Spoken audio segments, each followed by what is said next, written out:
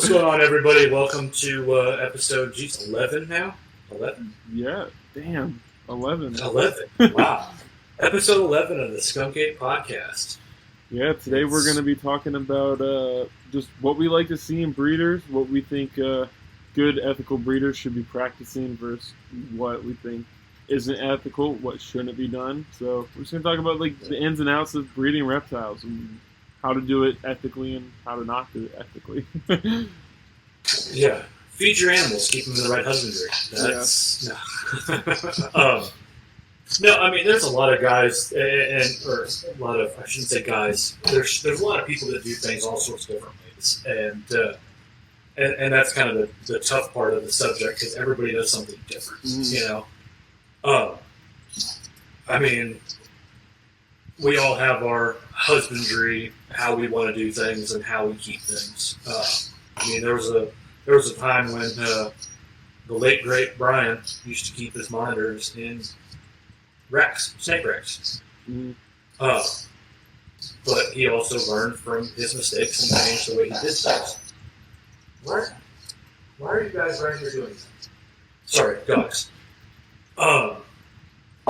But there's just so much into it. I mean, like, even as far as cages, like I keep PVC cages or walk-in cages.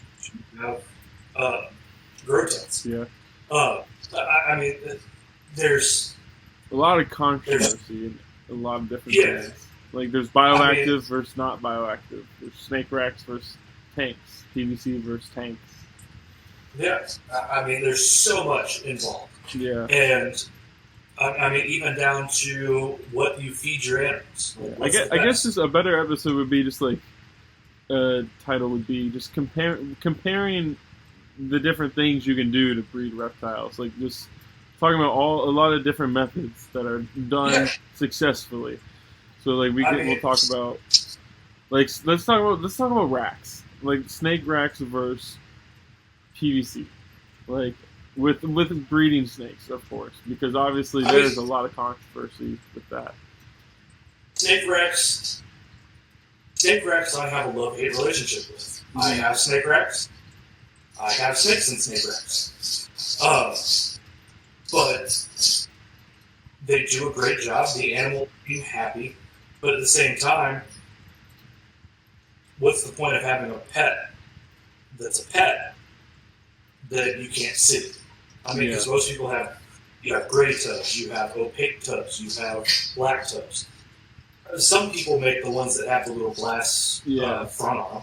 But, I mean, you have, I forget how many quarts mine are because they're all in quarts. But, I mean, we have a probably 8 or 9 foot long numerals boa. Mm-hmm. I mean, she's in a plenty large enough tub. It's going to be this kind of nice. But she's in a tote. She's got plenty of room. But at the same time, I think to myself, is that really what's best for her? Mm-hmm. You know, I mean, I want to see my animal. I want to interact with my animal. And she's one that is very food motivated. So as soon as you open up the tub, she thinks that you're feeding her. Mm-hmm. And to me, that's kind of, it's not the best way, but it's the best way for what we're doing with them. And I think that just like some people look at like birds, for example, like macaws. Yeah. If you have macaws that are breeders, they're breeders. They bond with each other, and you can't really handle them. So I think breeding reptiles is a little bit different because they do have that still bond to them, and you do have to put them together, separate them, various things like that. I think a lot of, like what you mentioned, just comes down to, like, are you a breeder or are you keeping them as a pet? Because if you're keeping them as a pet, there's no point in having a snake rack. You should have them, you should have them, but it's more pleasant for a pet owner, the pet experience, to have a nice bioactive big tank for the animal. Like, that's definitely okay as a person keeping it as a pet when you have, like, less than, let's say, 10 snakes. But when you get into, like, these big breeders that no, let's not even say big breeders, but just like breeders that have 50 to 100 snakes. Like there's no feasible way of doing Oh yeah, PVC I or mean, glass tanks for that many yeah. animals, and then you get to the big guys with have thousands of adult breeding ball Oh, pythons. oh yeah, like I was watching when I went through the phase of like I'm the ball pythons, Mm-hmm. and uh, like this guy went into full in depth about how you buy stuff off of Morph Market and various other things, like how you can get into it for cheaper uh, than other ways of doing it. And he walks through his basement and he has probably 20 racks Oh, I in believe his it. basement. Yeah. And I mean, he's got hatchling racks, he's got grow out racks, he's got breeding racks. And it's like, dude, you probably have 10,000 snakes. Yeah. And sometimes the hatchlings are uh, all in one bigger tub Mm-hmm. for a time. So, and, but the bonus to snake racks is you can, if you get a label maker, you label all your racks and you know exactly what snake's in every one. I mean, it's not like monitor guys. We have a little composition notebook that we put on or put in the room, and we can say, okay, we paired this animal up with this one. They're in this cage. Yeah. Well, a lot of ball python breeders, like big guys like that, do keep record. I know there's online apps that they use, but I do know a lot of people that just handwrite it. But you kind of you have to Yeah. keep record if you're a big ball python guy, just because you have to know those genetics.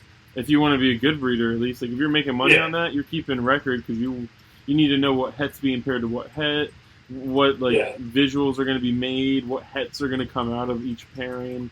So like you have to know what the parents are. So I mean they definitely do keep record of that. Yeah. I think honestly, I think every good breeder should keep record of. Yeah, and I've even seen guys that do like little magnetic strips on their snake racks where they have like, okay, this pair is in this one. They'll take a little magnet off of their normal cage and put it in the breeding pen. But I don't know. Snake racks are cool. Like I said, I use them, but it's a love-hate relationship kind of thing. It's like geckos, people with geckos that put them in their tubs, and like I get it. It saves space and whatnot, but like that's why I like these cages so much because I can put, if I had a floor-to-ceiling one, I could put, and a wider one, I could put nine of these cages on one baker's rack. Yeah. And it's like, these are all bioactive enclosures that do great. The crappy part about them is it's hard when you have so much plant life to be able to get eggs. And if they don't lay the eggs in the nest box that you put in there for them, then you're searching around and disturbing your plants and whatnot. So that's kind of the downfall on that side.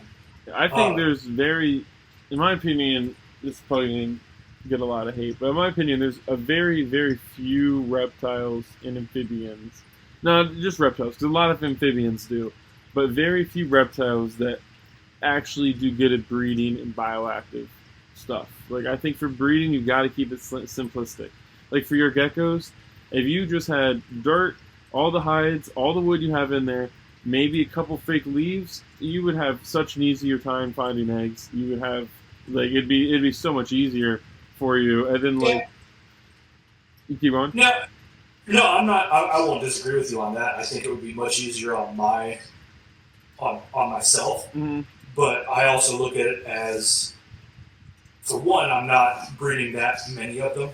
Yeah. So, not terribly worried about it. If I get on a bigger scale, probably I'm going to switch to just these cages with less stuff in the bottom and just soil. Yeah. But the nest box thing has worked very well for the big female I have, and she lays right in it. You just keep the moisture up on it, and just like we do with the monitors, is we have lay boxes. Because when you have a giant walk-in enclosure, you can't. It's hard to keep that soil at the right humidity, the right temperature. Whereas if you have a lay box, you put a heat mat underneath it, you keep that soil at the right temperature, and they tend to gravitate right towards it. And you can pack it down easier. The male's not good. Like if you don't pull the male out right away, the male's typically not going to get into the lay box, especially with monitors, because monitors like to eat eggs. I've always for that with monitors at least. I think Kai was the one that told me, or I heard Kai say it on a podcast. I think I heard it from Kai, but just when you're making the lay box, make it so the hole is big enough for just the female to get in. It's not big enough for the male to get in. And I mean, that's if they're vastly different in size. Yeah, but for the most part, usually the females are always going to usually are smaller. I wish that were the case for the Celebensis. Damn. Because we know she laid some eggs, but the male was in the nest box.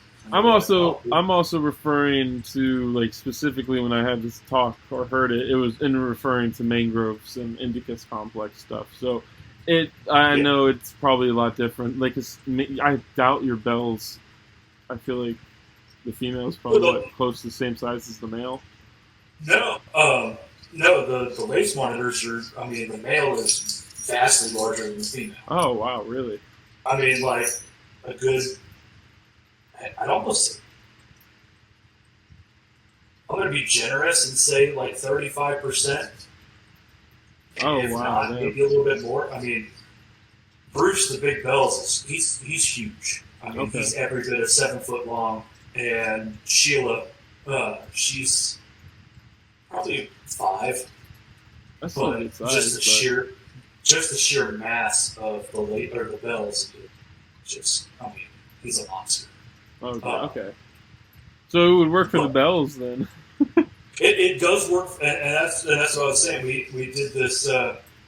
Actually, John, when he was down here, he gave us some tips on how we should do our nest boxes for the bells or the lace monitors, and so we got those big totes, and he was like, "We'll take one tote and drill a hole through the top and the bottom, so through the lid and through the bottom of it, and line the holes up on the bottom of the top tote with the top of the bottom tote.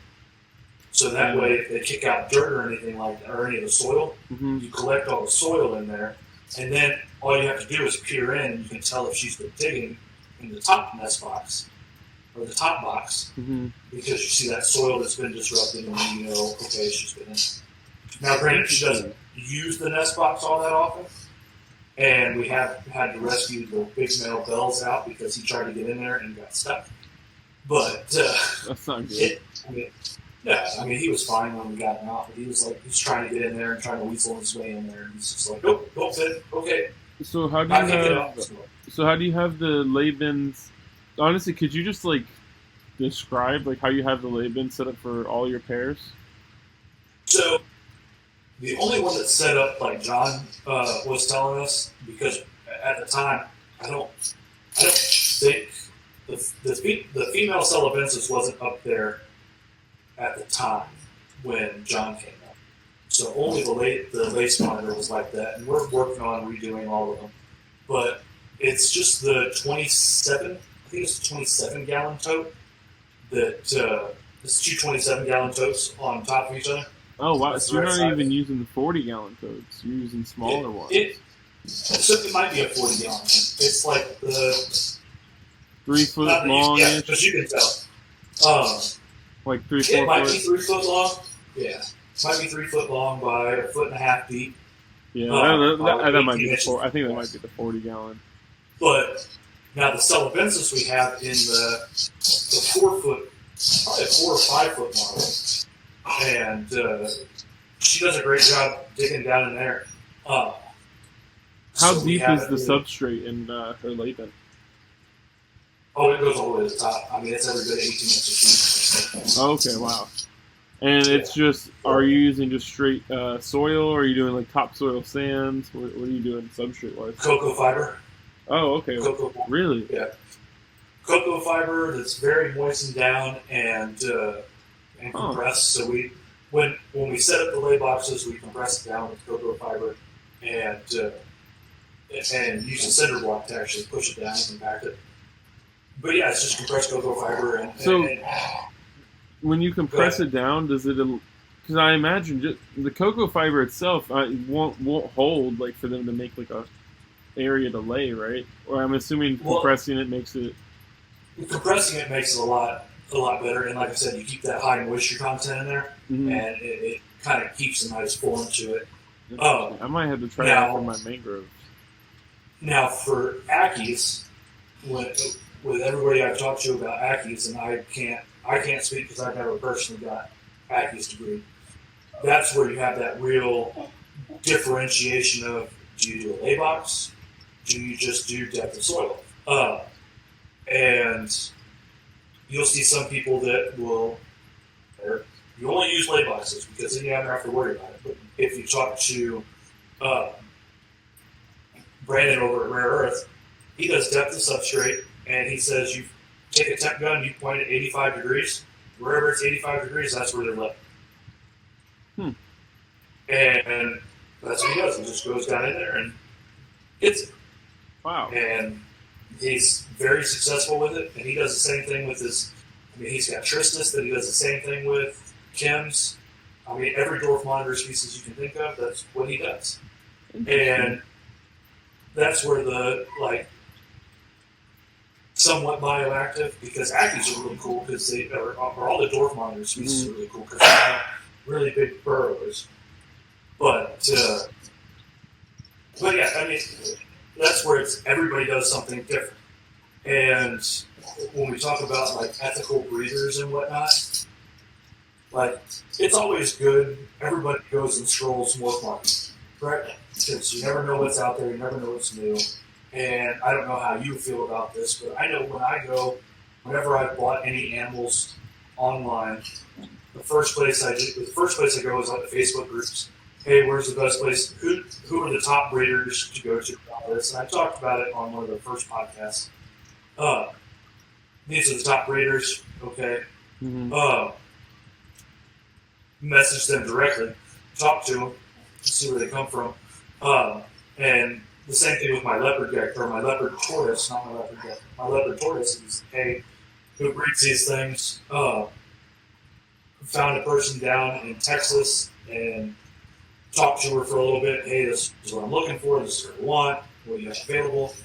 And that's kind of the tough part because you're screening all these people and trying to make sure, okay, are you legit? Are you not legit? Yeah. Well, Facebook's a tough one because you might have a legit person, you might not. Yeah, I've been scammed through Facebook before. We can talk about that. Because I do basically the same thing. I go on groups, and honestly, I don't really go in groups posting who's the best breeder. I go in groups and I just stalk. I'll stalk the groups. I'll just sit there. I'll sit in the groups for months. Let's say, let's do the monkey tails, for example. As soon as I had those in my mind that it's a possibility I can get them, I joined that group, and for 4 or 5 months, I was just scrolling through the group, reading everything everyone has to say, and I found who some good breeders are. I found who big keepers are, and the first thing I did was start talking to them, and start just learning everything I can about them.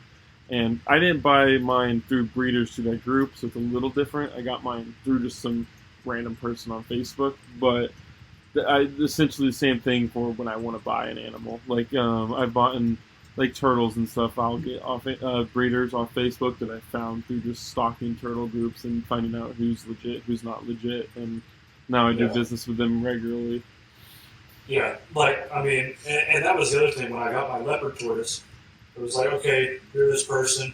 They sent me various pictures, and I was scrolling Morph Market because I'm okay, let's see what Morph Market has. And she wasn't the cheapest, but she wasn't the most expensive. And then I found the exact tortoise that I bought from her on Morph Market. Huh. And it was oh, okay, well, this is the tortoise on Morph Market, so I know that it's available. And I still talk to her today. I asked her if she wanted to come on the podcast at some point in time. She does. She produces some great animals. Sweet.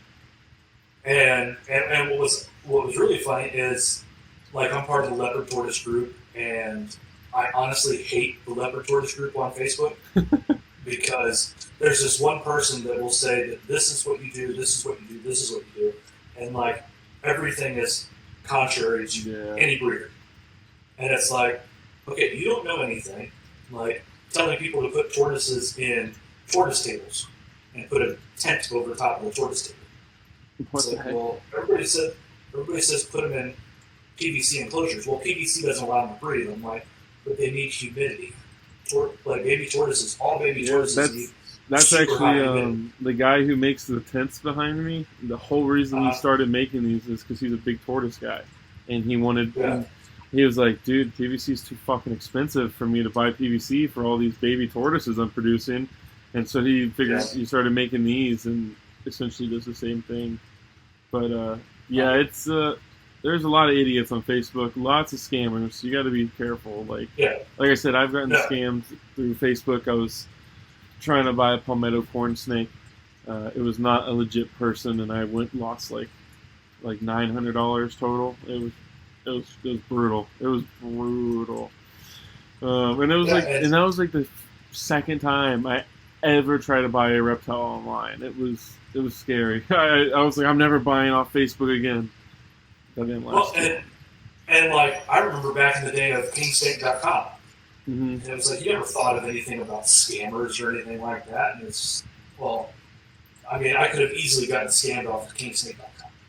And now like King Snake and Fauna, and I've heard of people getting scammed on Morph Market. Oh yeah, it happens. There was a scam going on Fauna a few months back with some Komodo dragons from a guy that breeds them privately somewhere. I think he's private, or he's in a private zoo that breeds them, and someone posed as him on Fauna, and then they got called out really fast, but. Yeah, there's a couple people I think that lost some money on it. That's it, man, and that kind of ruins it for so many people. Definitely. And that's why I'm very much like if the breeder's not willing to like talk to you a lot or call you, I mean, call me, talk to me, this, that, and the other, verify everything. Just verify. And you want to talk about ethical breeding? To answer people's questions, even like hell, you bought the rhino we wanted from us. Yeah. Not that you don't have the rhino we wanted anyway, but I asked y'all a shit ton of questions. At least I asked Chris a bunch. Yeah, and it's like if you have questions, if someone's got questions about something, and you sell them an animal. Well, for one, I would assume you have a little bit more pride in your product, and you want your animals to, even though they're not in your care anymore, you want them to do well. Mm-hmm. So, to me, when I sell stuff off, I want to know that my animal is going to go to a good home. I'm not in it to make the money. I'd rather keep the animal, know it's going to be safe, than sell it to some scumbag. 100%. You know? And there are people that are just scumbags in this industry. And like I don't know if you saw it on one of the crocodilian groups, but someone's like, I want a Cayman, and I live in Tampa, Florida. And it's like, do you have a permit? And then everybody's like, did you see his profile? He doesn't have a permit. And it's like, yeah, this dude definitely doesn't have a permit. Definitely doesn't need a crocodilian. Like, yeah. Like no. That's if you could bring it, ethical breeding right there is people that breed retics, venomous, berms, any of the big snakes, venomous, crocodilians, shit like that don't vet their fucking customers, and they'll just sell it for dirt cheap at shows and not do anything about it. That right there is the definition of an unethical breeder. Well, forget retics, forget berms, forget crocodilians. How about what are the 3 most popular things that people buy at reptile stores? Or we'll say 4. We'll add a 4th one. Ball pythons. Those don't count because they don't really take any care. They're super duper cheap. There are 4 things that are super duper cheap. Everybody will go in. No. Nile monitors, Oh, Savannah monitors, green iguanas, and red-eared sliders. Yeah. Those are the 4 most common things that are sold because Nile monitors are $40. I mean, Savannahs are on the up right now because I guess they're closed down imports currently.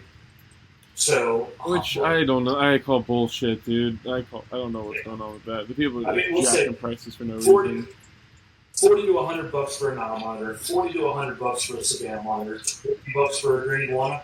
Dude, honestly, I'd say $20 for everything. All 4 of those you listed. We used to sell fucking Savannahs for $20 in our shop. We don't sell Nile. I never sold Niles because they were banned since I started working there. But Niles for $20, red-ear sliders for $20, everything for $20, dude. It's I remember $9.99. You could buy a red-eared slider. Mm-hmm. Yep. $9.99 red-eared slider. We used to wholesale buy green iguanas for $5 from Southeast Reptiles. Mr. Joe. I went to Southeast Reptiles when I still worked at the pet store, and I was like, I want a Nile monitor, so I'm going to go buy a Nile monitor. And just said, yeah, I'm at the pet shop. I got one for $10. Oh, fuck yeah. And it's like, so, and I had Niles, I had Savannahs, I had Burmese pythons. I've had all of it. And looking back, like we talked about before, did I keep everything appropriately? No, but eventually I did, and eventually I had to get rid of stuff because the laws changed in Florida, and I had to get rid of the stuff that I was not having.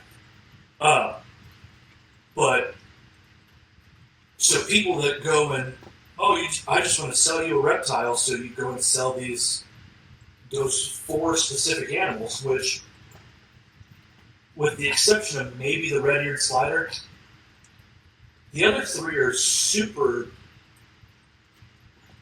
super difficult to keep. Yeah. I mean, Savannah's not so much, but people don't realize how big they get, how much room they get. I mean, a 10 by 10 the biggest thing with enclosure, Savannahs is no one realizes they're insectivores. Like, everyone starts fucking feeding them rodents. Oh, and they can get big. People don't want to say, oh yeah, a Savannah monitor doesn't get big. You can get a Savannah monitor that's, I mean, I've seen one up to 4 foot long. Oh, easily. Look at Lee's. Lee's is like fucking 2.5, 3 foot, and it's only 2 years old. Yeah. Like, it's gonna be a beast. I mean, imagine a 5 foot long lizard that eats nothing but bugs. Yeah, you got to start a roach colony, or you're not going to be able to feed that fucking thing properly, or grasshoppers. Not just one. You're gonna have probably 10. Yeah, it's gonna be. That's fucking full on shit. People don't realize that. And another thing with the red ears, definitely the easiest to keep out of everything you listed, but people don't realize how big they get either. Those get to be some big ass fucking turtles. I've had some monster red ear sliders. I mean, what, they get 13 inches? Yeah, I had one that was measured at 14 shell from front to back. I was going to say 13 to 15, I thought. That's what they got. And then, it was got 10 inches across. It was like, we called it the USO, the Unidentified Swimming Object. Like, it was a fucking monster. Well, and then you don't think about how big of a pond something like that needs. Not a tank, a pond. Yeah. Or, I mean, even people with crocodilians. Right? I'm gonna keep this crocodilian with a 2 gallon swimming area, or the whole thing is a swimming area, and they put a freaking turtle dock in there. Yeah, people for it to get up out of the water. People that just buy like dwarf caimans and expect them to stay in a 75 gallon their whole life. Mine isn't a 250 gallon, thank you very much. No, I'm not talking about you. I'm just talking about people do that. People, lots of people will buy dwarf caiman thinking they max out at this big, not realizing they're going to be a 5.5 foot fucking beast one day. Like they're awesome caiman, but like people get them and expect them to live in a glass tank, and that is not happening. No crocodilian is living in a glass. You want to know what's worse than any of them? So people that buy rabbits. Why do you say that? You tell some. So when we work at the pet store, everybody sees this cute little tiny bunny, right? They're this big. They're just adorable, fluffy things. And then 6 months down the road, they come back. You said this was only going to be 2 pounds. It is a 2-pound rabbit. Well, it looks bigger than 2 pounds. 2-pound rabbit, I'm like, sorry, it's huge. But rabbits are kind of light. But, I mean, people get rabbits and they keep the rabbits in those critter cages that, or not critter cages, they're critter cages. Mm-hmm. With the plastic base, and they're only 4 foot long by 2 feet wide. And, well, it's spraying stuff, it's spraying my walls, and it's doing this, so I want to get rid of it. I want store credit for it. Well, I'm not giving you store credit for it. I mean, you're giving up your animal, you can't take care of it. I'm not going to give you store credit for something that I can't sell.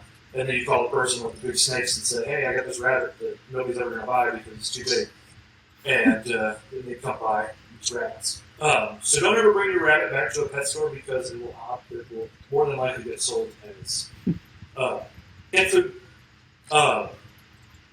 But yeah, that's another thing. Like, there's so many people that don't educate themselves on the things that they're buying, and that's where you have to take yourself out as a breeder from making that dollar to is this person capable of taking care of it? I mean, you go look at people that breed dogs. I mean, you got some dogs that are $2,000. Like a golden retriever. You can get a golden retriever and people are charging $10,000 for a golden retriever. Yeah. Why do you charge so much for a dog that I can go down to the pound and pick one up for sometimes free? Well, I guarantee you the person that's spending $10,000 on a golden retriever is probably going to take better care of their dog than the person that's buying or getting their dog from the pound for $50. Yeah. Not saying that's always the case, but people are getting the money for their stuff because they have, they're knowing that these people are going to take care of the animal, and that's why they're charging so much for these. Yeah, I was talking about this with someone a few days ago about the person was saying I wasn't talking about. I'm sorry. It was a post made in a group I'm in, and the question was something along the lines of, like, what is everyone's opinions on, like, keeping rare and endangered species as pets? Like, do you think that's okay, or do you think that you should be breeding them for conservation of that species? And somewhere down along the lines in that comment section thread, me and this one dude got to talking about, he was saying that usually the rare and endangered species are very expensive and cost a lot of money, which is very true, and that they should be bred for the pet trade because people that are spending that much money are going to take care of them well. And I don't think that's necessarily the case, because definitely, I would say 6 out of 10 times that's the case. But there is lots of people that have have a lot of money, that are rich people that just want a fucking badass animal to flex, but don't know how to take care of it worth a shit. There's lots and lots and lots of cases. Look at celebrities and their pets. Logan fucking Paul. Logan Paul of all people.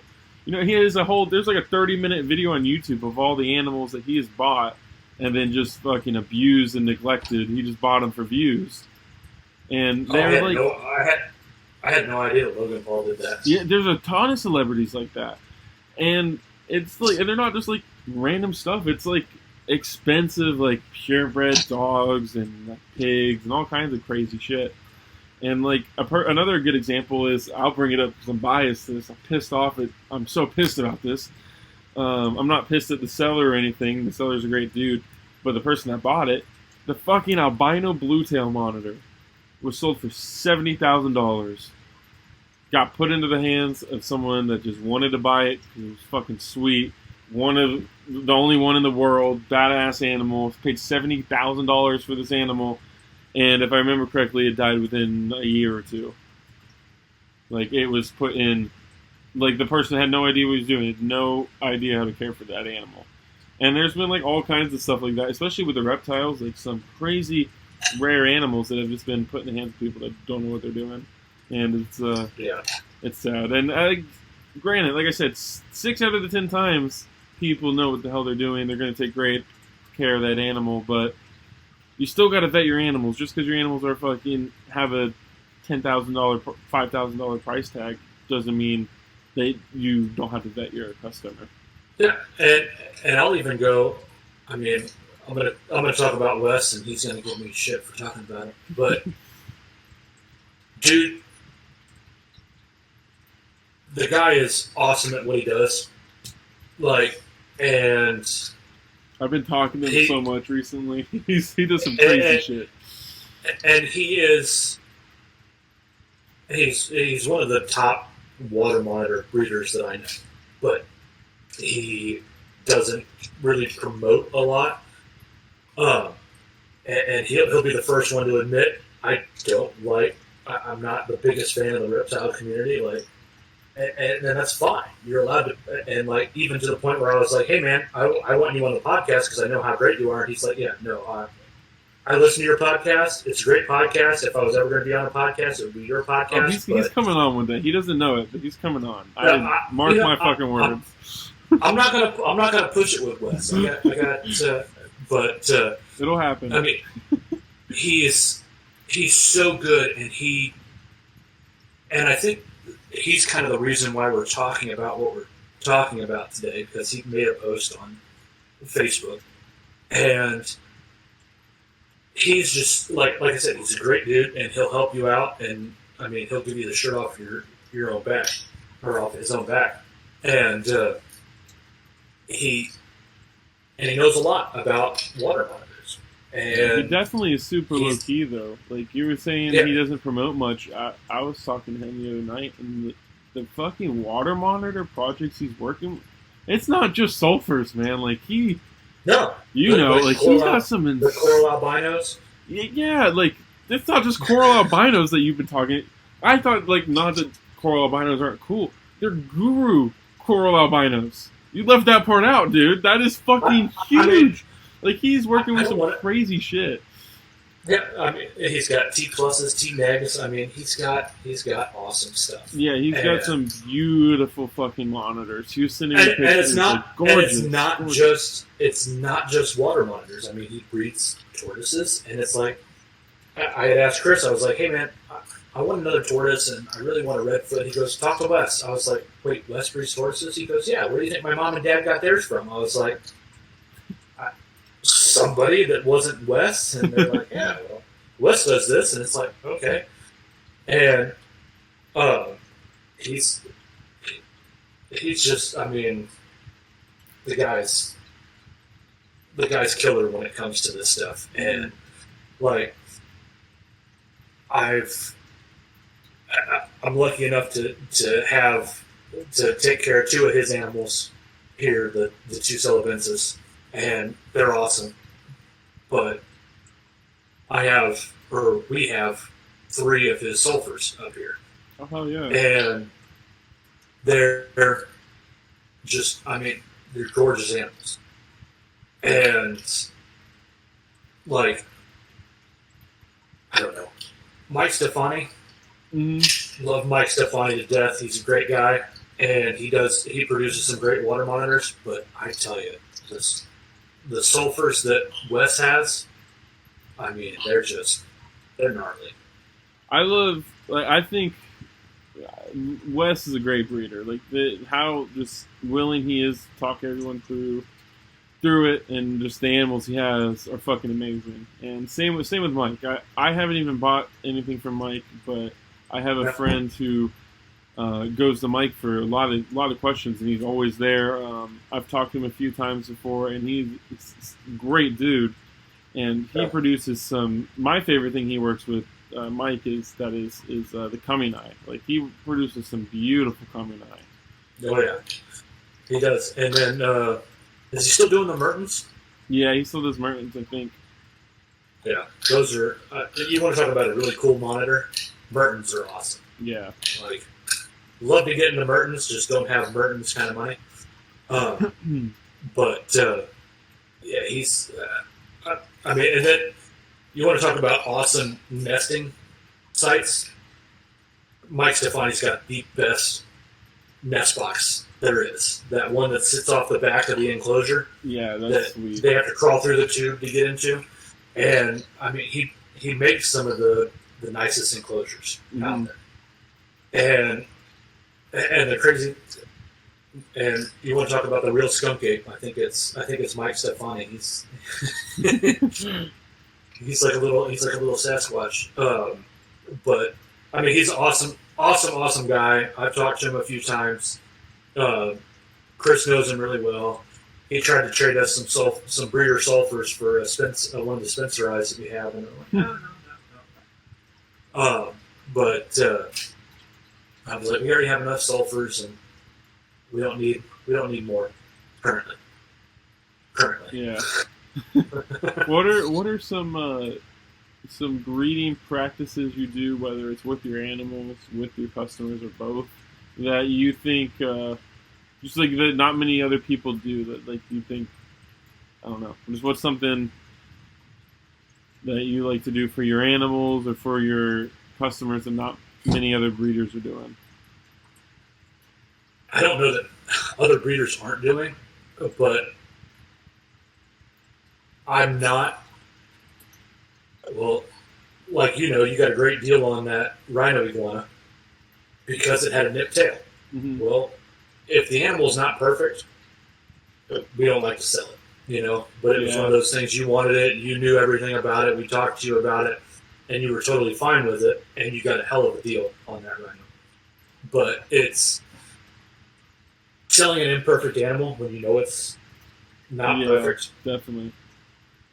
And then, I mean, I'm not even going to talk about that. Or trying to sell an imperfect animal for an exorbitant amount of money when, it should be donated. It's know it's going to a good home. Know it's a special needs animal.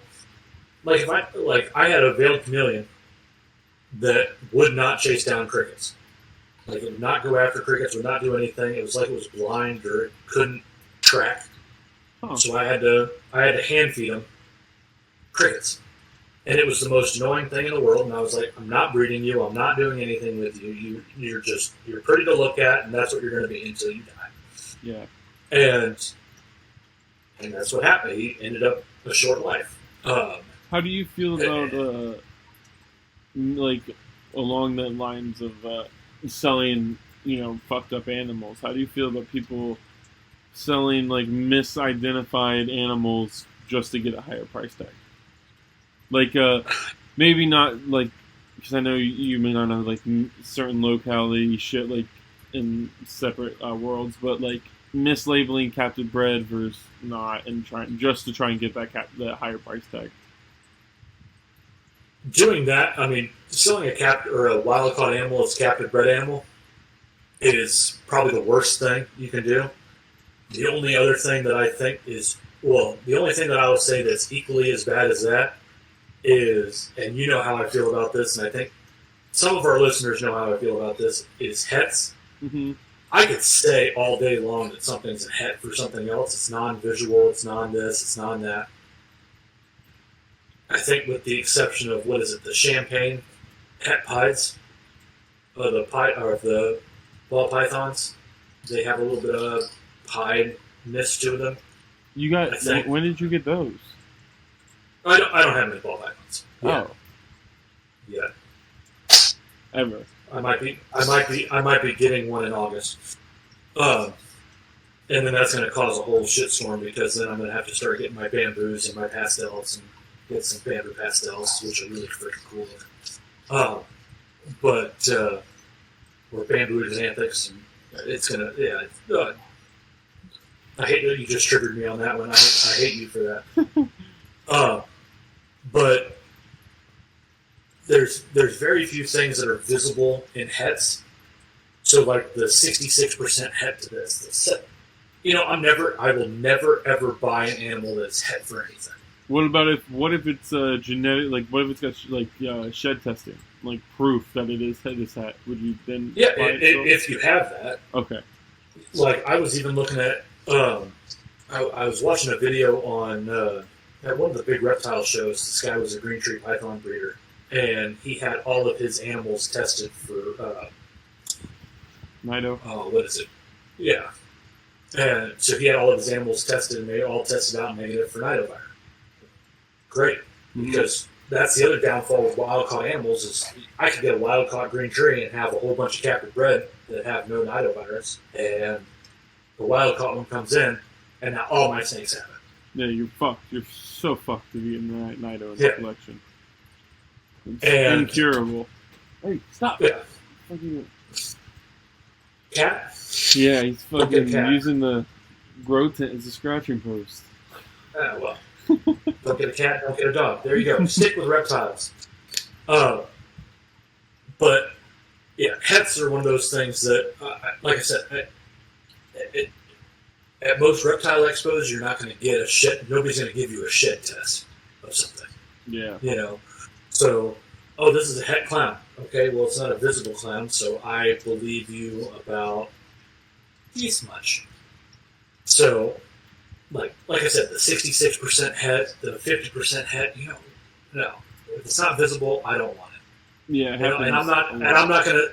And even if I say I have a pied, a clown pied, whatever, right? If there's a normal baby in it, I'm not going to label it as het for this. It's normal. It's a normal. It's a $50 snake. It's a normal. Yeah. You know? I know, like, so many people have gotten scammed for that, especially in the ball python game. I know recently someone just got scammed with, like, $8,000 on just fake hets. Yes. Like, that sucks. Like, that is awful. It's fucked up. But when that shit happens in the turtle industry, and could you imagine spending a shit ton of money on a het, and then 10 years later, when that bitch goes to go breed, it doesn't prove out? You're fucked. Oh, yeah. Like, ball pythons, you can at least, like, it's still fucked, but you can at least figure out in a year or two, like, you can figure out relatively quickly. 10 years from now, like, you might even forget who the fuck you bought that from. Yeah. Like, well, I mean, and that's my thing as the whole ethical breeder thing. If I don't sell anything as a het, right, and somebody messages me 2 years down the road and says, "Hey man, was that a het for anything?" I said, "Well, it was a normal that was produced from a clown or a clown albino pairing." Yeah. Because I wanted to try to get an albino clown. Well, yeah, because I just had babies that were albino because I paired it with my albino. Because I wanted to get het albinos. Well, cool, man. Congratulations. Yeah, I think totally forgot about that. I think with the hets, just label it as whatever the fuck you see the visual is, and then just put what the pairing was. You know. Yeah. Like, I think. You keep going. I think that's the best way to do it. This is what the pairing it was. This is what it is. Sell it for the value of what it shows. Because, God forbid, you have your mix-up in your incubator and you forget or you labeled something wrong, and it's not what it is. Yeah, definitely. Yeah. I mean, it can happen, especially when you have an incubator that's full and you mislabeled something or you move the bin around or you grab an egg out and you're cleaning off your whatever, and you put the egg back in the wrong bin. I mean, stupid mistakes, but stupider things that happen. So... It's fucked up. There's so many bad apples in the reptile industry. Yeah, and I mean, well, not just the reptile industry. I mean, in every industry. I mean, did I ever tell you about the guy that was supposed to drop off some? We were supposed to take care of some sloths for a guy. No. Yeah, this guy. It was a friend of Chris's. He was like, "Hey, I'm going to drop off 6 sloths to you and 2 capybaras." We're like, "Okay, well, let's get everything ready so we have sloth enclosures, or we have enclosures for sloths." So we moved animals around, this, that, and the other, and then we start looking into it, and then we research the guy, and then we find out that the animals were actually the sloths were actually part of a federal investigation in the state of New York, or maybe it was a New York state investigation, and this guy was trying to hide the animals. Oh shit! And we're just like, we're not. You can't bring them here because. And then it went from 6 sloths and 2 capybaras to no capybaras and 5 sloths. So we're like, okay, one of the sloths died. Like, everything's just screwed. Or what happened if those sloths had some kind of disease and they gave it to the other sloths? And I mean, that's crazy. There's so many, yeah, and there's so many things that can happen with any of that stuff. Yeah, it's got to be wild on the mammal side of things. Yeah, and I mean, it can get bad because the USDA does not mess around. Oh fuck no! And especially being in Florida, like if you're a Floridian watching this and a reptile keeper, I would much rather be on FWC's bad side than the USDA's bad side. Oh yeah, They will fuck you. You think FWC's bad? USDA will fucking, you're screwed. Like they will. They'll take your property. Yeah, they'll take your entire property and seize it, and it's just they'll ruin your life if you're not doing shit. If you're not doing shit ethically, if you're not doing shit right, do shit legally, do shit properly. You shouldn't have to. Yeah, I mean, be ethical. You know, we've probably said the word ethical more than we've said any other word this whole fucking episode. I mean, it's I don't know. People annoy me. They really do, and it's like just I don't know. Just we all love reptiles and know who you're selling your reptiles to and stuff. Yeah. And just don't sell them to crappy people because crappy people will turn around and they'll go and say, "Oh yeah, I have X, Y, and Z," and then you're like, "Oh, well, let's see it." And they're like, "No, I don't. It's in quarantine or something right now." And it's like, what? This stuff's been in quarantine for how long? Like, I'd love to see this stuff, but you're telling me you got like the only animal in the country and you didn't even get a picture of it before you put it in quarantine, and you can't take a picture of it while it's in quarantine? What? Yeah, like I don't know, it's. But how much time do you give it?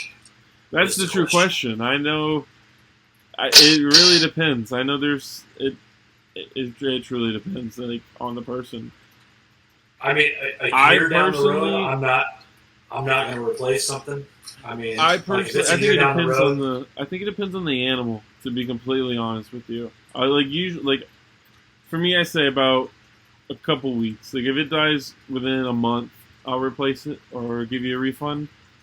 But then there's like some species, like in some stuff that I haven't sold or anything. But I would like to think that if something happened to that animal, like any time in its life, I would be like, all right, let's get you a replacement or let's get you a refund. Like especially like some of these higher end animals, I feel like if someone's gonna spend $2,000 to $3,000 on a monkey tail skink from me, and that bitch dies like 2 years down the line, not really anything husbandry, or it wasn't because of the person's husbandry or anything like that, just something funky happened, I think I'd be wanting to replace it at least if I or something like that. But I mean, I'm just saying this. Who knows? I might say, I might get to that point. I'm like, fuck you, bitch. That's not my problem. But I don't know. You know, I mean, you're a nicer person than I am because I definitely would. And like especially like if I ever got into chameleons again, no, there's no way I'm replacing a chameleon. No, I mean, especially because most of chameleons, unless you're, I guess not the basic chameleons, but most chameleons are only living for a year, maybe 2 years, like 3 years. I mean, look at Parsons, where they take what 22 months to incubate. Oh yeah, it's insane. This fucking crested chameleon, dude. I've been doing the research on him, and I'm like, all right, let's see what the fucking time's gonna be. Incubation time. I know it's gonna be brutal. It's 13 months. 11 to 13 months of incubating eggs. Like, I thought monitors were long. Like, 200 days. I thought that was bad. Like, it's crazy. And I was talking to Wes about this, speaking of bringing up Wes again. It blows my mind how chameleon prices, like, how they aren't more expensive. Yeah. Like, well, it's crazy. Yeah. Well, because you have, again, this is where the we're going to go back to the ethical thing with chameleons. There's people that have released chameleons out into like controlled areas. What are you doing? I have a dog on the couch looking like he's getting ready to jump on me. But you have people that have released these veiled chameleons out in the wild down in Florida in a controlled area, and then they go and catch them, and they're like, well, they're native wild caught animals. But yet I can't go down to Florida and catch Nile monitors and bring them up to Alabama where they're legal and keep them. Yeah. Or people can't come down to Florida and catch a bunch of tegus down at that one little fruit stand on Alligator Alley where they all like to hang out, where there's like 40 of them that hang out down there. It's right on the Miami side. So you go across Alligator Alley and you stop at that little fruit stand and there's just tegus everywhere. If you haven't gone there, you need to go there because it's hilarious to see all the tegus right now. I've been to Alligator Alley. I just haven't. I think I've been to Alligator Alley. I don't know. That weekend was a blur. It was my birthday. It was my 21st birthday weekend. But you can't take those tegus and bring them out of the state of. You can't catch them and keep them as pets or breeders or anything like that and bring them back out to Florida. So why are you allowed to release these chameleons out? Well, you're not allowed to release them. You're not allowed to release them. You'll get in big trouble if you get caught. Well, but how come you're allowed to harvest them and sell them? And it's crazy. That's my favorite thing is the Florida wild caughts. Yeah, it's crazy because it's only veiled chameleons. That was, I think it was Underground, if I remember correctly. Underground was catching and shipping out 100 to 200,000 Florida iguanas a year. Like, that is tremendous work. I mean, obviously there's a shit ton of iguanas, but that is a lot more work than these goddamn iguana hunts are doing and all that shit. And yet Underground got in huge trouble for selling iguanas outside of the state of Florida and lost their license for all that shit. And it's crazy. Like, when did that happen? This happened 3 years ago. I was at the FWC. I was at the FWC. Lost their license, their prohibited license for selling iguanas and shit. Oh. Yeah. Because, I mean... I think they got it back, though, because I was at the FWC meeting where Ryan from Underground basically, like, spoke up against the commissioner and shit in Gainesville, and I think a few months after, they ended up getting their paperwork sorted out and going back together, like, being able to do it, but I don't know if they still are. Yeah, because the rumor that I heard is it was Underground that had the veiled chameleon farms down there. No, I know there's one particular guy, I can't think of his name off the top of my head, and I'll find out the name and I'll text it to you. But he's responsible for releasing, like, the fields. I mean, not saying Underground didn't do that as well, but there's a guy that did it way before Underground was even invented, and he started the veiled populations, he started the tokay populations, he started tegus, Nile monitors. This guy was a menace. He was an importer, and he was just fucking releasing like hundreds of thousands of these fucking random ass species around here in Florida. Was it? I think it was it the guy? Was it the guy from Blades? Maybe, I don't know. I want to say it's Andrew something, but I may be. Because I know the guy from Blades. He got in trouble after because him and his brother had the show on Animal Planet, and they got in trouble shortly after the show ended for Eastern Indigos. I don't know. I haven't heard about that. I know this guy got in trouble a shit ton of times with WWC. I know. He was also the same guy that was on. Remember the show Venom 911? Yeah. It was on TLC. Mm-hmm. He had a black mamba in his office, and he ended up getting bit by the black mamba. Oh damn. Yeah. And that's one idiot. It got flown out, and like I went to his facility, almost bought a gym rolls from him. That's where I saw his. That's the first time I ever saw a black dragon. Oh really? That's dope. Yeah, and like he had all these sheds up around his property and whatnot, and then one of them had a biohazard thing on it. And venomous. Yeah, it's like you open up the room and then all of a sudden it's like you just hear rattles going off, and I'm like, he's like, you want to go to the croc ponds? I'm like, no, I'm good. And then he bred crescent canarios and stuff. So what would be what was the setups like? Did he have proper setups, or was he irresponsible with that? All of his hot stuff was very much in proper setups. I can't. That's remember. what I was referring to was the hots. Like, did he have them were they locked and shit, or he had them just fucking? Oh, the building itself was locked, and then each individual cage had one. Hell yeah.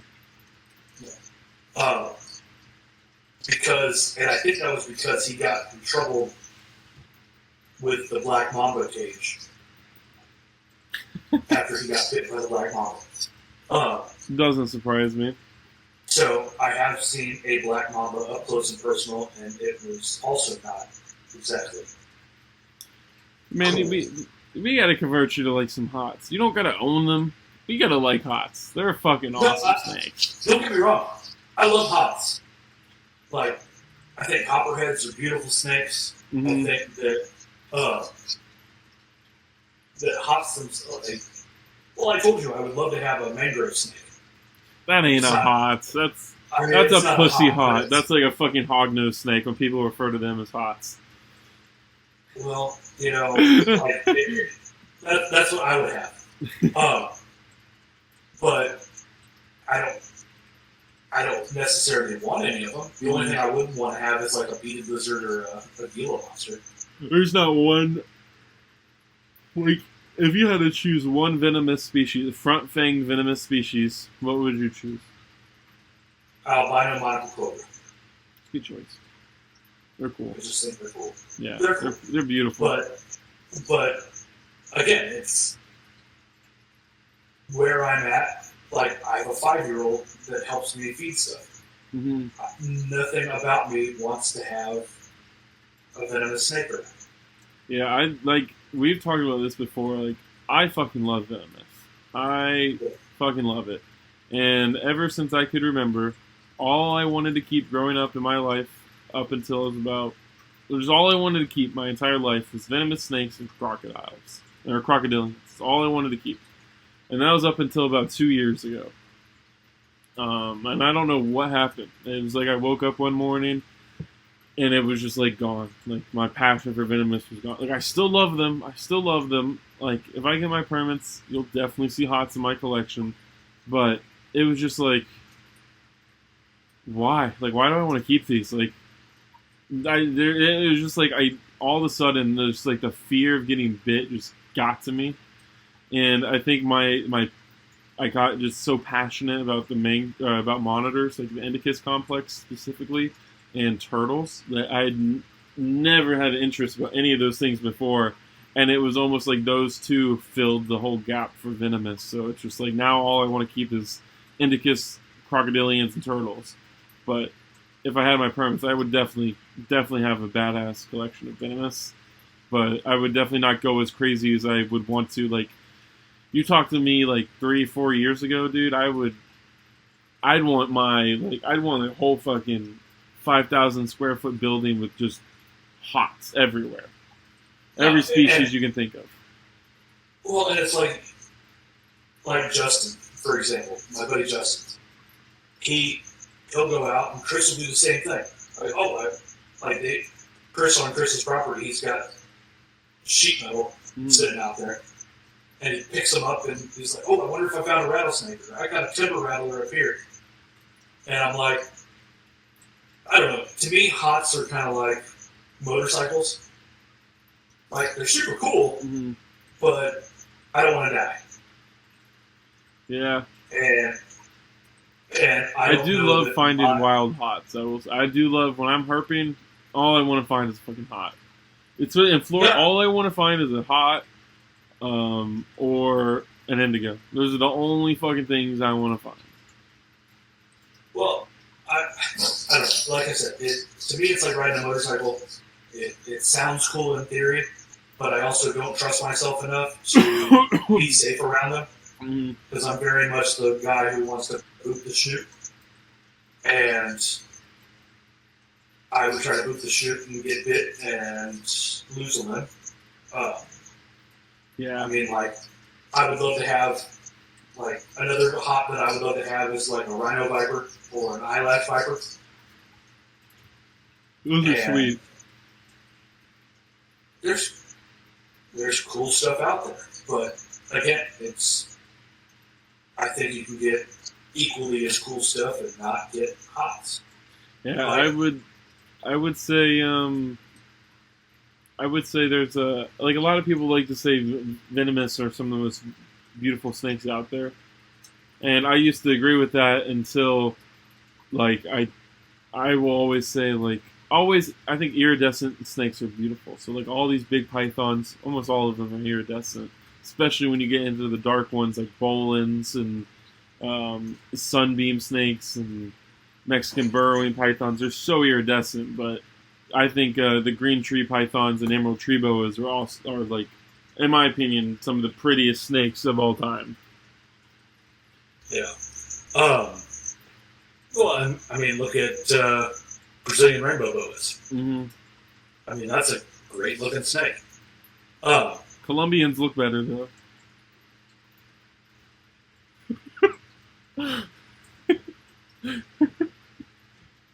No.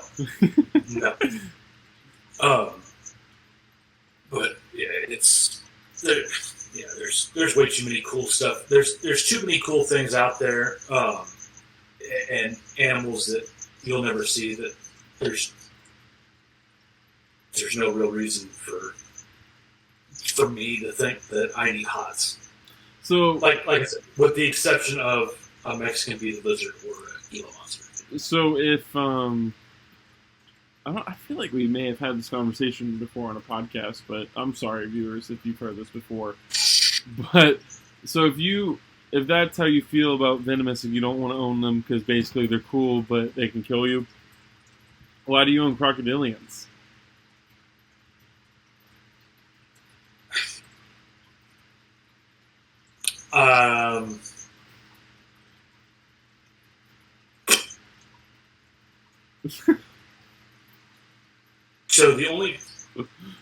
Let's be fair when it comes to crocodilians. I don't technically have any crocodilians. They're all Chris's. Oh, well.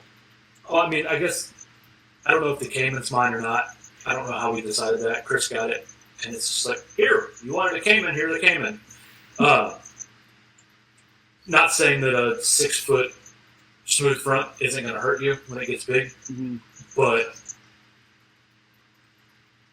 I will mess with something up to about 6 foot long when it comes to crocodilians. Mm-hmm.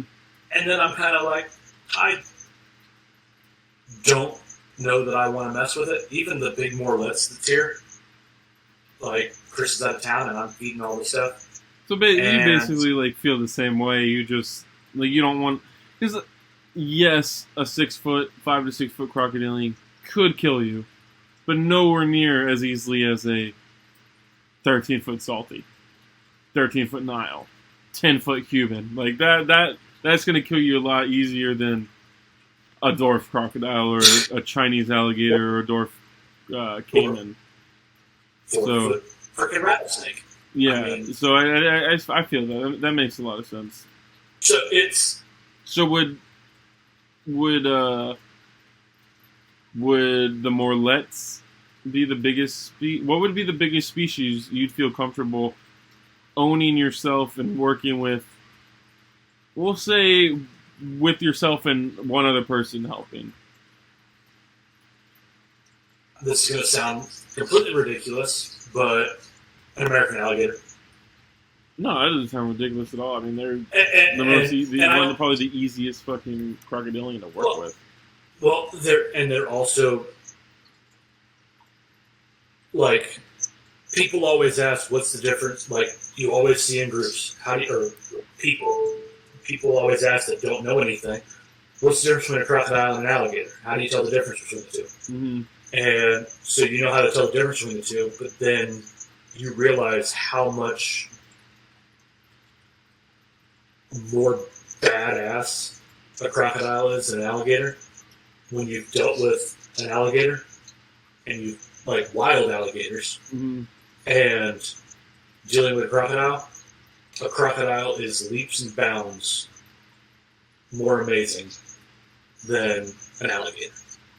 Like, there's no comparison. Yeah. I mean, I would rather mess with a full-grown adult alligator than a 10-foot, 5 or 9 to 10-foot crocodile of any sort.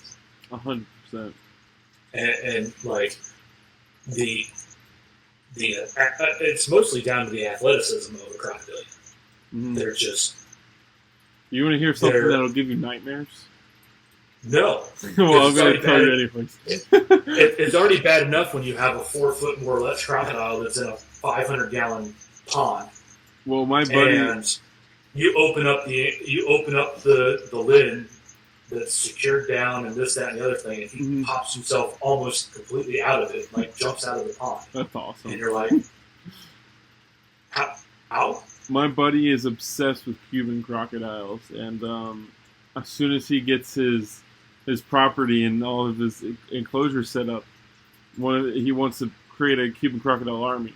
And he jokingly told me he wants to buy every single Cuban crocodile produced in Florida every year. And we were talking the other night, and I was like, dude, you know how, like, you see all these zoos, like the alligator farm and a bunch of other zoos, have, like, a massive, like, swamp for alligators? I was like, why don't you just do that for the Cuban crocodiles? Because, I mean, they live in a swamp in the wild. I was like, just do a massive swamp filled with a shit ton of Cubans. He was like, just imagine if I did 10, he was like, imagine 10 acres. Solely a swamp with like 100 to 200 Cuban crocodiles. Wouldn't that be insane?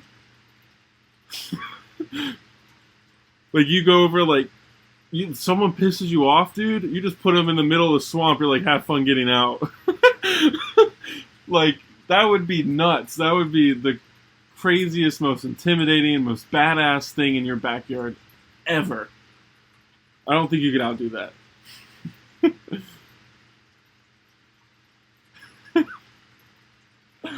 Could you imagine trying to pull, like, eggs and shit from there? No. Like, no. It's just there. It's there. Yeah, and that's, they do their thing all on their own. You don't interact with them. You just throw in food. Like, okay, I have no issues with spiders. I have an issue with spider webs. Do you know those videos where, like, people will say, well, oh, there's all these spiders on my front porch. What do I do? And the next picture is, like, you burning down the house. Yeah, that viable reason for napalm is a 10-acre swamp with 200 Cuban crocodiles in it. Because, no. Like, for one, you're not going to be able to feed them all. You want to talk about ethical.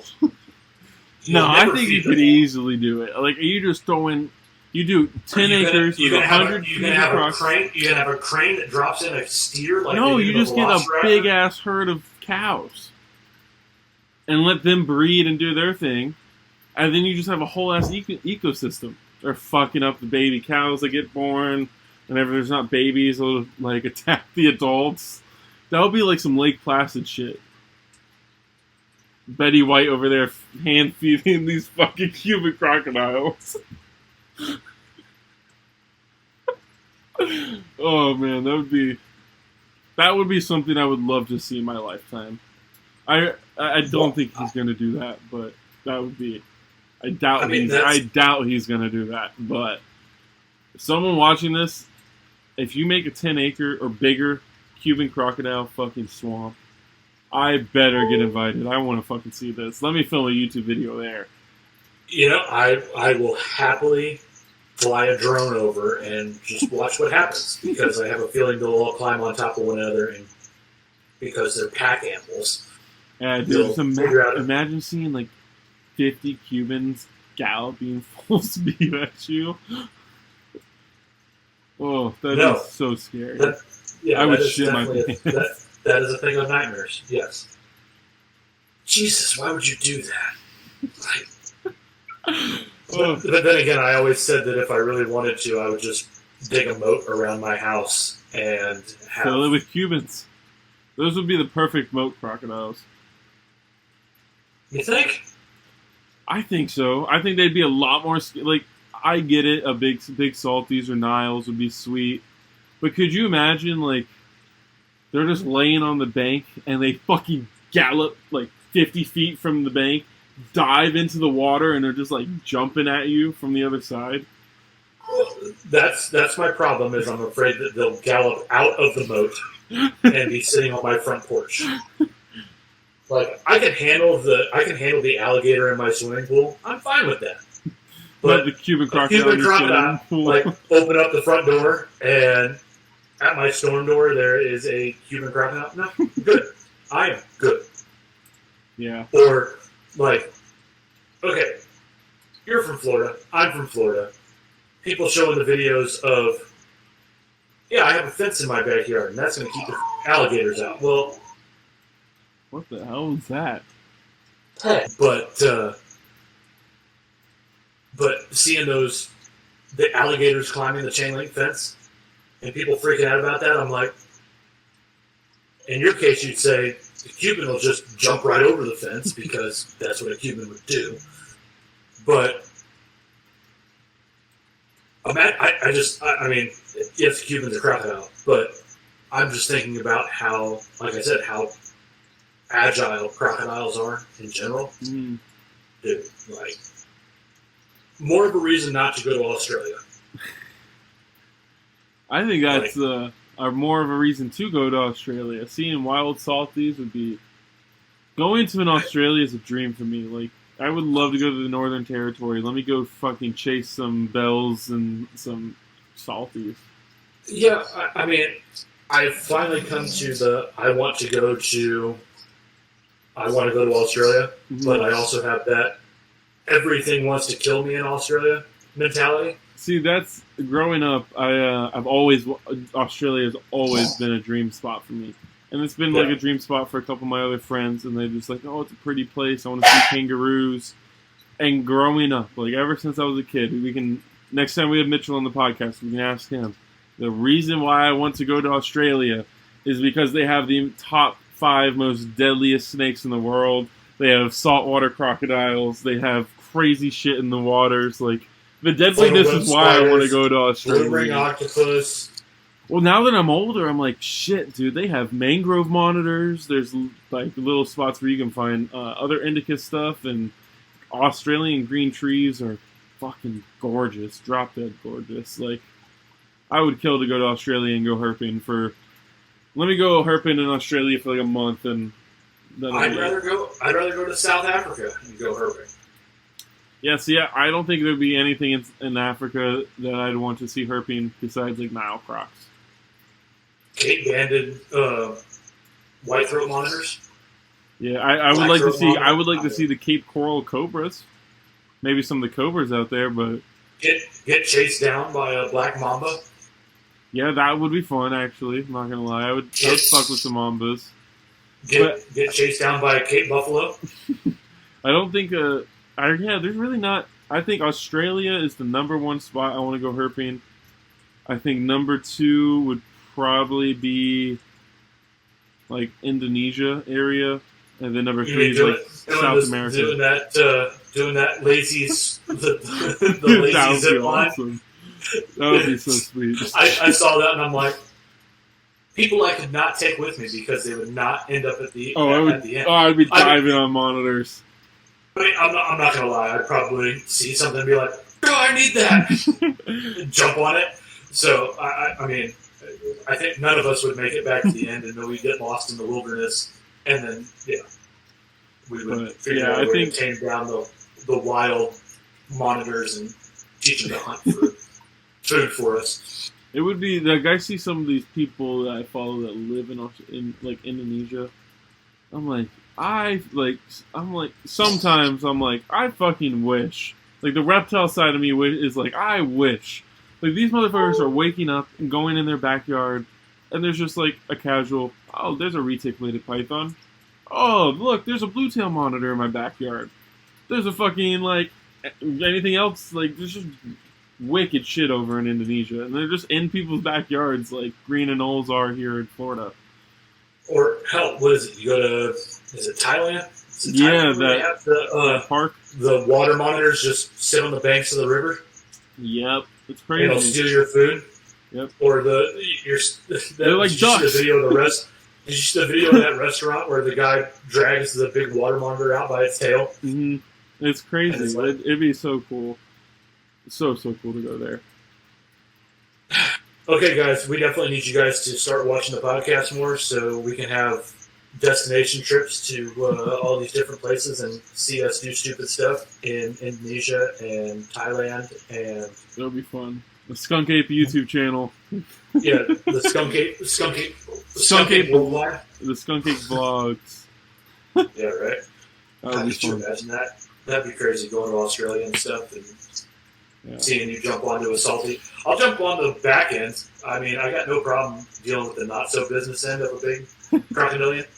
I think you had to get like special wildlife permits to even touch anything over in Australia. So I'd have to make sure I did that before we filmed us jumping on fucking salties and grabbing monitors. But I would definitely. I mean, I want to go with Blake on some of his expeditions because that motherfucker is wild and he has a great time. I bet. Like they do some crazy shit over there. Yeah, or even Mike. You know Mike, the real Tarzan? Is it Mike? Yeah, it's Mike. Mm-hmm. I'd like to go on some of his adventures. Yeah. Like, just let him have the business end of the anacondas because he loves to get bit by anacondas all the time. Dude, I would kill to go anaconda hunting. Like, not like killing anacondas, but just going to catch some monsters. I don't give a fuck if I get bit. If I have people to make sure I don't get wrapped, I would let that thing bite me if I made sure I didn't get wrapped. Like, that would be a dream come true. I honestly wonder how strong a 300-pound anaconda is.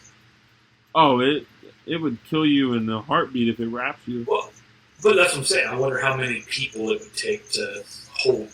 Oh, a shit ton. I mean, there's a video, a really viral video on YouTube, and it's probably a 250, 300-pound anaconda, and it fucking got a dude right on his wrist, and there were 6 people, and they couldn't unwrap it. Like, if a 300-pound anaconda wraps you, I don't think there's any amount of people that's going to unwrap that snake. You're going to have to kill that snake to get it off, and even then, you kill that snake, and it's still going to kill the person inside of it because of all the pressure. Like, you get wrapped by a 300-pound retic or 300-pound. Well, not 300-pound retic, but a retic, like a 20-foot retic. Yeah. If you get wrapped by a 300-pound retic, you need to die for overfeeding that bitch like that. Unless it's like a 60-foot retic. Yeah, exactly. But like, there's nothing you can do to just. You got to be very lucky to survive something like that. Yeah, talk about how you were talking about what it feel like to get bit by this or what it feel like to get bit by that. That's what I want to feel. What does it feel like to get just wrapped by a 300-pound anaconda? Yeah, I've been bit by some big retics, like 12, 13 footers. That's not huge, but that's a pretty good sized snake.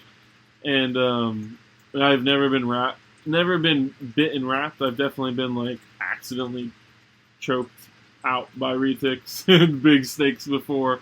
But yeah, man, that's a different story. I got bit and wrapped by a 10-foot worm. Damn. Yeah, the biggest snake I think I've ever been bit and wrapped by was like 8 foot. I really haven't been bit and wrapped by a big snake, and I'm very grateful, and I plan to keep it like that. I don't want to bit me on the back. It bit me on the back of the calf and wrapped my leg. Damn. Yeah. That sucks. And it was like that was uncomfortable. That was very unpleasant. Yeah. And it bruised real bad, like the bite bruised. I was like, "Jeez, that thing hit me Yeah, hard." dude, they got some fucking power. We Dude.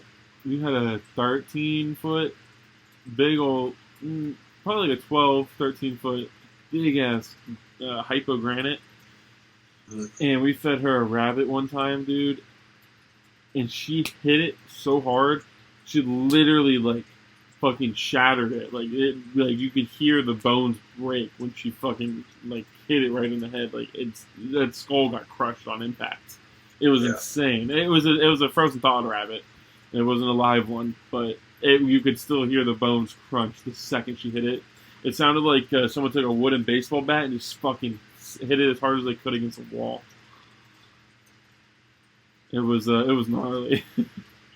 I was like, well, thank God that wasn't my fucking hand. I would have had a broken hand.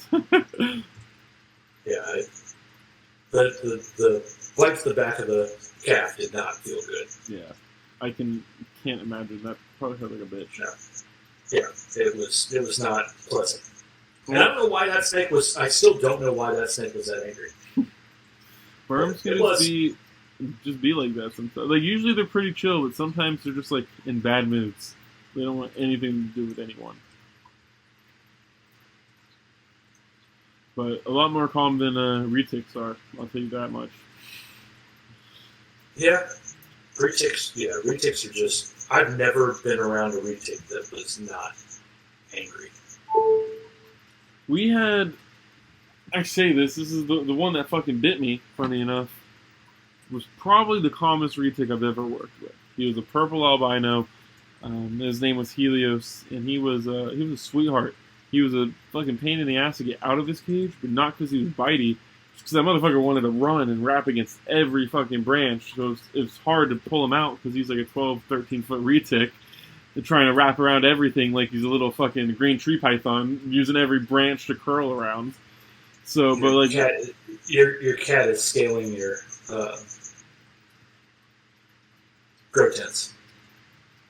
Is he? Yeah, he's on that side you're looking at.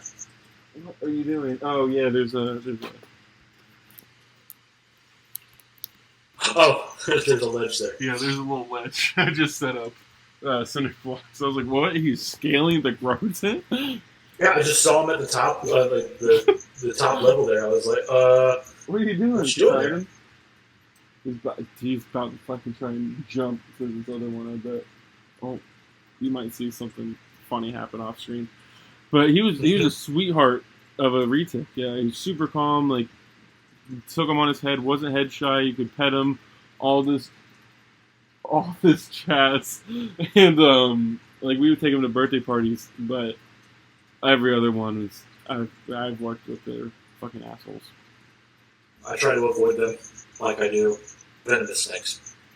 Yeah. Because they're just not kind. Yeah, especially when they're fucking full grown. It's okay to deal with a nippy snake when it's 6, 7 foot, but when you're dealing with a nippy snake that wants to eat your face, that's 15, 16 foot, it's a different story. And then, and I say that, but I'm like, I have a very big affinity for short-tailed pythons and blood pythons. Me too. They're assholes too. They're assholes. Yeah. But I love them though. Me personally, I love mean animals. If it's mean, I want it. But yeah. But you don't like Niles? But you don't like Niles? No. The only monitors I like, man, are Indicus. Like, there's a couple exceptions. The exceptions would be like Kamini, Nucleus, Gurus, now Sulfurs, are like the 4 exceptions. 5 and 6, sure you can put 5, 6, and 7. You can put Croc monitors, Prenties, and Komodos. But Indicus all the way. No Spencer eyes? No, I'm not a big fan of the Spencer. I don't think they look that cool. I guess they're rare. You just haven't seen one in person. That's what it is. I haven't seen one in person. That's definitely probably the case. But what was that? Come on. I mean, it's not that far of a drive. I need to go out to so many people's places. And then, or what about an Argus? I can see you with an Argus monitor. They're alright. I think Emily likes them, so I can definitely see this with an Argus. I think Emily likes them a lot. But for real, like, if it's not Indicus, I really don't give a fuck about it. It's a shame. Saying there ones I didn't list. There's the two fruit eating monitors. I would kill to have in my collection. Yeah, the Grays and the I don't know the name of the other one. There's one other one, but those guys I would kill to have. Those guys are cool as shit. But yeah, I don't like Niles. There was a Nile that I wish they were legal in Florida because I would have wanted, because it was posted recently. Dude, it was on Morph Market and it was red. It was straight up red with yellow spots. It was the coolest looking Nile I've ever fucking seen. I may have a screenshot of it. I'll throw it up on camera because I'll find it. So I'll throw it up on screen. Look at this fucking Nile monitor, guys. And Chad, I'll show it to you after the podcast.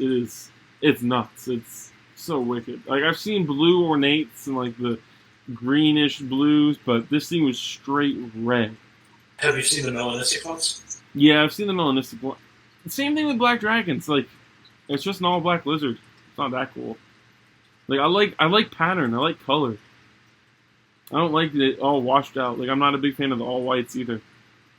I like the coral, like the young corals, because they're pattern out. But yeah, if it doesn't have color and pattern, I don't really see the prettiness aspect in that.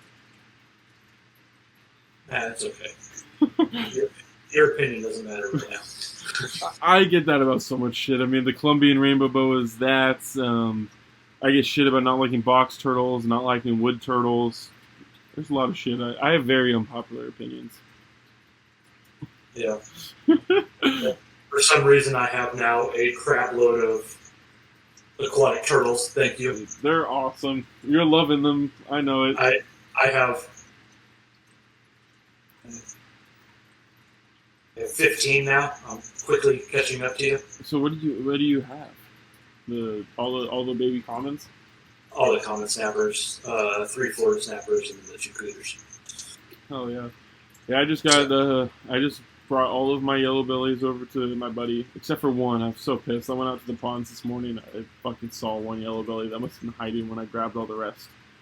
So all but one yellow belly are now moved over in one of my other ponds at my buddy's property, and then I'm going to be taking all my cooters over to his property as well, and just so they have more room, because I'm just not able to set up all my ponds with my apartment situation because I'm not trying to get evicted because of goddamn turtles. So, what I'm going to do with their empty pond is, I don't know exactly what I'm going to do, but I want to set up either like a little fly river, a mata mata, or an Aubrey flap shell, or like a cool morph soft shell turtle pond, and just do something else. So I'll have the big pink belly pond, my juvenile ponds, and then that pond. I really am leaning towards the fly river. I think a little baby fly river would be so fucking fun to grow up. They're awesome. You got to give me a good wholesale price on them. I'll see. The only person I know right now that has them is Billy Albright. Damn. Well, let me know how much he's charging for them. If they're cheaper than what Nick's selling them for, I'll buy. He doesn't have them. He doesn't have babies though. Oh yeah, I want like a baby to juvenile. Like, I'd say no bigger than 7 and 8 inches. I think that's about how big Billy's is. Just because I want to be able to have room to grow it up for a year or two in the size tank it's going in. Yeah. No, I don't blame you there. But yeah, I think fly rivers are fucking sweet. Billy's got a monkey tail. Does he? He took it off Morph Market. I didn't know if he sold it or not. I thought I just saw him post a new one on Facebook. Yeah, I don't follow him on Facebook. I'm not sure. You need to follow him on Facebook. I want more, dude. I want more so bad, but he always has really cool crocodilians too. Oh really? I didn't know that. Yeah, but they can't leave the state of South Carolina. So. That's so stupid. I know. But like he's got what is the West African Masukas. Africans, yeah. Those were actually described as a species at the alligator farm while I was interning there. Oh, really? Yeah, it was discovered they were a separate species from Niles at the alligator farm using a bunch of different I know. subjects. I know one thing that Chris is really wanting to get is the Chinese alligators Yeah. because apparently they can withstand our winters here, Oh yeah, 100%. and it's like, okay, But I'm down. they're ESA though, right? I think they're ESA, and I don't. Yeah, I think they're ESA, and I don't know of anyone working with them in Alabama. yeah. I don't know. But I mean, if Chris gets his fucking croc building like he wants to do, I can easily see him getting gifted some Chinese alligators. There's there's a good couple people being successful with them in Florida right now. Yeah, it'd be great more crocodiles. Yay! You would like Chinese alligators, dude. They stay small. They stay small as shit. I heard they get like 6 foot. That would be a big one. The biggest one I've ever seen was 5, if that. Oh wow! Yeah, like they're like they got stubby faces like boxers, like pit bulls. They're fucking cool. Females though, female Chinese alligators are fucking small, dude. Like they're a lot small. It's hard to describe. It's not what you would expect. Well, we'll see what happens. Yeah, I guess we'll go ahead and anything else we wanted to talk about before we ended this episode? It was kind of a short episode. We keep trying to bring on a good buddy of mine, and just shit keeps falling through, so we keep having to delay it. So next week we should have my buddy Kyle on, and we'll talk about breeding Kimberly rock monitors and a bunch of other awesome species he's working with. So hope you guys enjoyed this little filler episode, because it's Friday night, and and I have to get this done by tomorrow morning for you guys. So definitely a last minute little episode we put together. But at least we're coming out with episodes every week. Exactly. We got to stay up with it.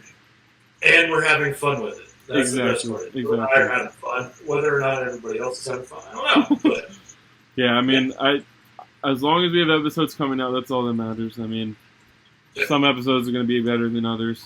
Hopefully next week, guys, we have a banger for you guys. So apologize. This one was a little short and kind of all over the place. We went from talking about ethical breeders to kind of just random shit there at the end. But hopefully you guys just enjoyed us bullshitting like we do pretty much every episode. Yeah, basically. Yeah. So, all right, guys. We appreciate it. Yeah, go ahead, leave a like down below. Comment, thoughts on the podcast, anything you guys want to comment down below. Subscribe if you're not already, and we'll see you guys next week, Saturday at 12 p.m. As always. All right. Man, I'm so ready for this. I really hope this